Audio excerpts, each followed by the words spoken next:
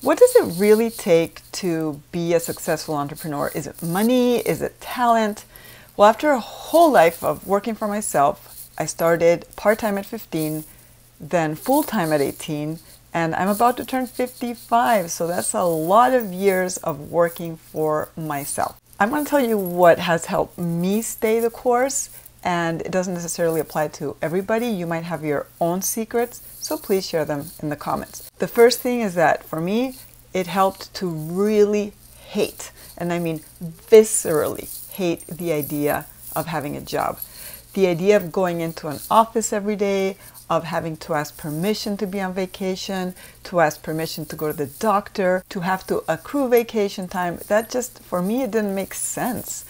And it didn't make sense from a really young age. This was perceived to be a big flaw. To this day, people ask me, so what is it that you don't like about having a job? If you have a visceral dislike of cubicles, bosses, timetables, hours, schedules, etc., then you have a really good chance of being able to make it on your own. Some people need structure. Some people need somebody else to tell them what to do. Some people need a place to go to, and they just don't function without that framework. I happen to work better without one. The thing that really has stayed with me up until this day is that huge visceral dislike of having to abide by somebody else's rules, so I'd rather create my own. Number two is that you must be okay with uncertainty.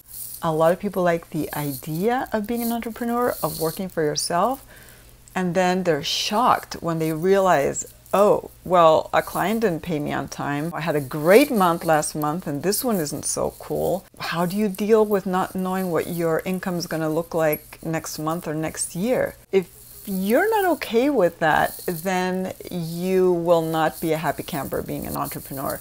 One of the things that I have learned to, not only have I learned to live with, it's like I didn't consider that I had a different option, is to live with that uncertainty, to coexist with it. There is never going to be a day in an entrepreneur's life where he or she says, okay, now I know that this is the way it's going to be forever, and this is going to be my income forever. And there will be good months, and there will be bad months, and there will be awful times and good times, and it is what it is. So if you can't live with that uncertainty, then you probably will be better off with a job. Number three, you need to be results oriented. So I like to work in a way where somebody requires a service of me. It could be writing for a publication. I write for NBC News, for ARP, for Mom.me, for different outlets, and they request that I write an article for them.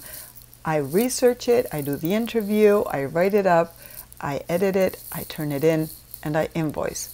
That's it. It doesn't matter to me or to them whether that took me 1 hour, 1 week, 1 month. It's a task, it's a result, it's here you go. I finished it and it's yours. Now, in a job, that is not the case. In the job, you have to be there, whether you finish your work or not, whether you're killing time, whether it's a slow day or it's a fast day. And I don't do well with that. I like to work when I'm working and be off when I'm off. I feel that if I'm physically somewhere and I'm not being productive, I am wasting my time. I'm wasting my time, I'm wasting the boss's time. So I can't operate like that. For me, being self-employed means that I work when I'm working and I'm not working when I'm not working, and that is that. So if you're not results oriented and you need to feel that you can leave work behind at a certain time, then you are better off having a job. You really gotta dig working in solitude. I've tried to work around people and it's just not for me. A few years ago, I had a contractor position as an editor for a publication for Latinos that was in Miami. And I worked from home. I live in Sarasota, Florida. But once in a while, I had to go into the office. I had to drive there. We had meetings. We, sat there. We did our work there. And I found that I was the most unproductive around people. People would walk in, there was a TV blasting with the news on because others are seeing that you're physically there. Somebody would look up from their computer, they would ask a question. I guess you were expected to answer. There would be chit chat. So after being there for 8 or 9 hours, I would go back to my hotel and realized that I had to do all the work that I didn't really accomplish in an office. So for me, being alone, and if I cannot be physically alone, I will put headphones on and isolate myself with music. I work from home, and I have a family that comes in sometimes and interrupts. And when I really need to concentrate, I leave the house, I go to the library where I might be around people, but I'm not interacting with people. If you are not okay with that isolation, so to speak, then you really should have a job where you have to go into an office. People have asked me like, well, what do you do for socialization? Like, what is your water cooler moment? My thought has always been, why do I need a water cooler moment? My water cooler moment is going for a run, or going to yoga class, or maybe talking to my business manager, Joanna Voss. I personally love to work on my own, but if you don't, then it might not be for you. Number 5 for me is you have to be proactive. You cannot be waiting for work to come and fall in your lap. That is not a strategy. When you work for yourself, I personally have a variety of streams of income. I write for publications. As I said, I write for NBC News, I write for Europe, I write for Mom.me, I used to write for Baby Center. I also run my website, via50.com, where I run sponsored content and write editorial content, edit editorial content. I'm also a brand ambassador. I do speaking engagements. I write books.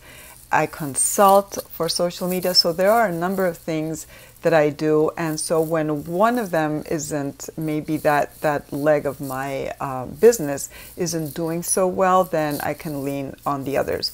It's unfair to think that somebody owes you something, like the work is just going to come to you. You need to put yourself out there. Even if it just means that you are telling people that you're available, you need to be just putting the work out there. You need to always be one step ahead of the game, because you could lose a client from one day to the next, and then what, right? So you have to be ready for when that happens, to hustle really fast and find what your next gig is, because nobody owes you anything. Number 6, you must adapt and course correct. I see so many people, and I interact more with people with digital businesses like I have, and they could be influencers, they could be journalists, they could be bloggers, they could be writers.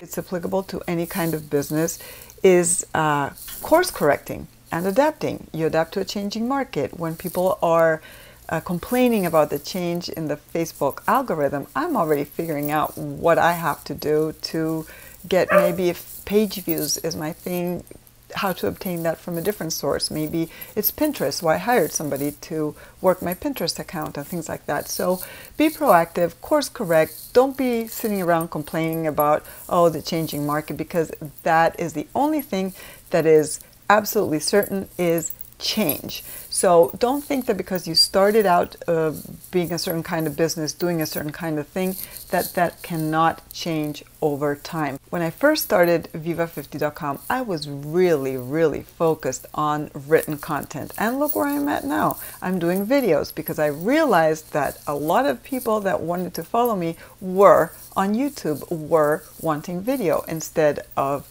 the written word. So it means getting out of your comfort zone, course correcting, and adapting to the changing market. Lastly, you need to be in it for the long haul. This isn't something, being an entrepreneur or working for yourself or freelancing is not something that you start out and do for like a year and then forget it, or even 4 years or 10. If you really want to do it for life, you have to do it for life.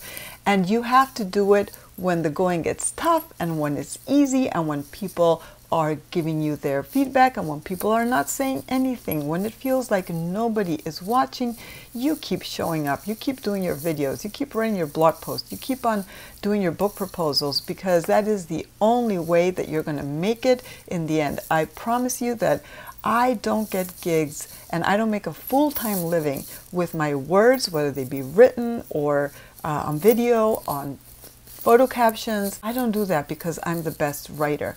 I do that because I show up consistently, and I've been doing this my entire life. As I said, I started out being an entrepreneur or a freelancer, self-employed, a microentrepreneur if you like, from the age of 18 and I'm almost 55. So for me, this is being an entrepreneur, working for myself is a lifestyle, is a commitment, is something that I love so much. It is something that is part of my DNA, it's part of who I am. So if that's you, great.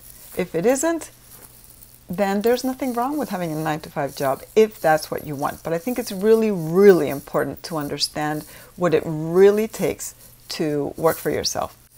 I talk about a lot of this in Reach from Single Mom on Welfare to Digital Entrepreneur, which you can find on Amazon as an ebook and as a very thin paper book that is a short read. And according to the great reviews, that thank you to those of you who leave them, makes me think that there is some kind of wisdom in it. So even if I wrote it. If you like this video, click like and subscribe to my channel. If you didn't like it, look around because I have other videos. Maybe then one of them will make you want to subscribe.